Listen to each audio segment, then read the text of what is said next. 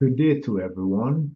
My name is Alvin Chitterman, and welcome to this short presentation where I would be reviewing the narrative review paper I compiled from peer-reviewed studies evaluating the effectiveness of ivermectin in chemoprophylaxis and treatment of COVID-19 patients. So first of all, I would like to provide some background information. COVID-19 is caused by the coronavirus subtype SARS coronavirus 2, and it causes a severe respiratory disease that is highly transmissible from persons to persons. On March 11th, 2020, the World Health Organization declared the COVID-19 outbreak a global pandemic. Currently, there are 567 billion cases and 6.3 billion deaths from the COVID-19. Now, apart from public health interventions and corticosteroids, there has been limited evidence on interventions that can prevent transmission and treat COVID-19 patients. Ivermectin has antiviral properties and is a safe orally taken and affordable drug.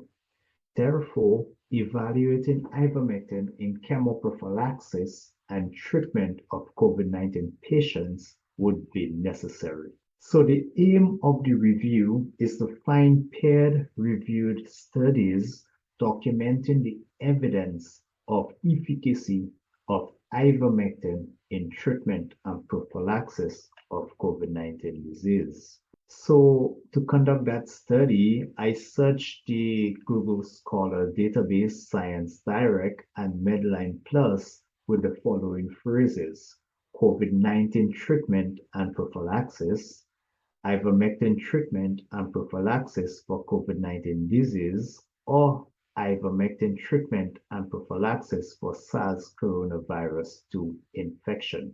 I use peer-reviewed studies on the effectiveness of ivermectin in the treatment and prophylaxis of COVID-19 patients between the years 2019 to 2022 as my inclusion criteria, and I excluded short communications, editorials, mini reviews, encyclopedias, and papers with major methodological flaws. So, what are my findings?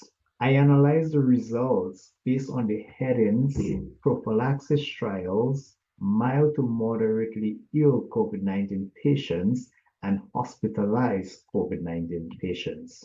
So these are my results from the controlled trials in the prophylaxis of COVID-19 patients. I found a total of 8 studies, and all 8 studies showed statistically significant reductions in the transmission of COVID-19 from persons to persons. Of these 8 studies, 3 were randomized controlled trials and 5 were observational controlled trials, and the results were similar. They all showed statistically significant reductions in the transmission rates. Here is the results of the controlled trials in the treatment of mild to moderately ill COVID-19 patients. I found 7 randomized controlled trials. 4 of them showed statistically significant reductions in time to recovery or the length of hospitalized stay. 1 randomized controlled trial reported statistically significant reduction in the rate of clinical deterioration or hospitalization. 2 randomized controlled trials reported a statistically significant decrease in the viral load, days of anosmia, and cough.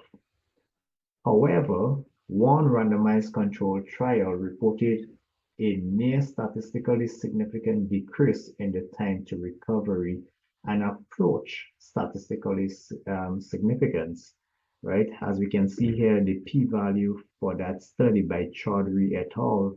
2020 was P equals 0.07, but the cutoff point we use is P equals 0.05.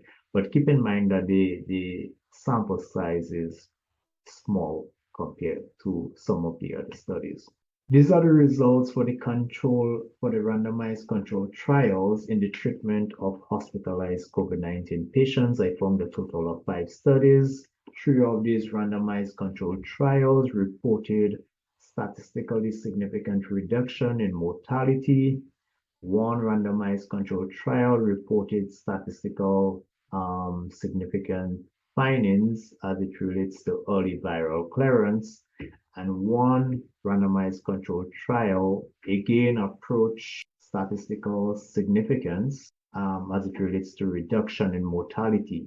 The p-value here is 0.052, and again, the sample size is small. So what are some of the limitations of the studies?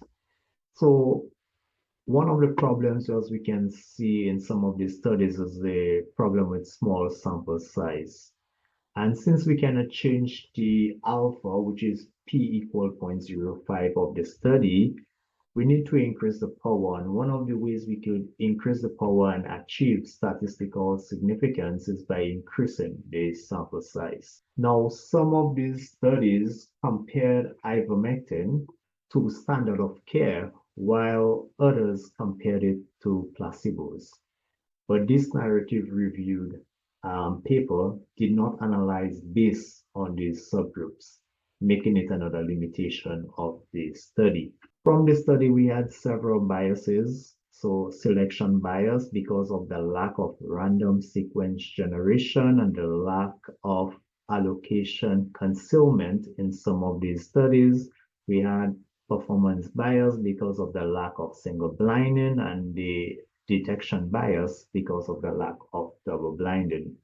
Now, in order for us to recommend ivermectin for the use against COVID-19 disease, currently there is a lack of quality meta-analysis to determine the full effect of ivermectin use for COVID-19 patients and to determine the potential for publication bias. And currently, there is the lack of treatment guidance from governing health authorities that gives therapeutic guidance, like the National Institute of Health. So because these are not currently present, there are limitations to recommending ivermectin for the use against the COVID-19 disease.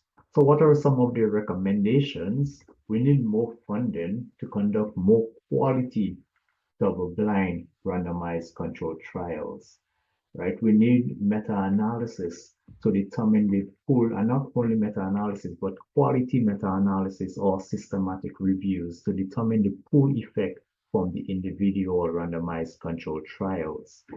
We need more evidence-based treatment guidance from governing health authorities like the National Institute of Health. So in conclusion, I have a total of 12 randomized controlled trials that report statistically significant reductions in mortality, time to clinical recovery, and time to viral clearance. We had a total of 8 prophylaxis trials that reported decreased transmission of COVID-19 with the regular use of ivermectin. However, there needs to be more standardized randomized controlled trial studies or systematic reviews or meta-analysis to inform guidance and policies on using ivermectin in COVID-19 chemoprophylaxis and treatment. So if you have any questions, please contact me, and I would like to thank everyone for listening. Here are my references. So once again, thank you.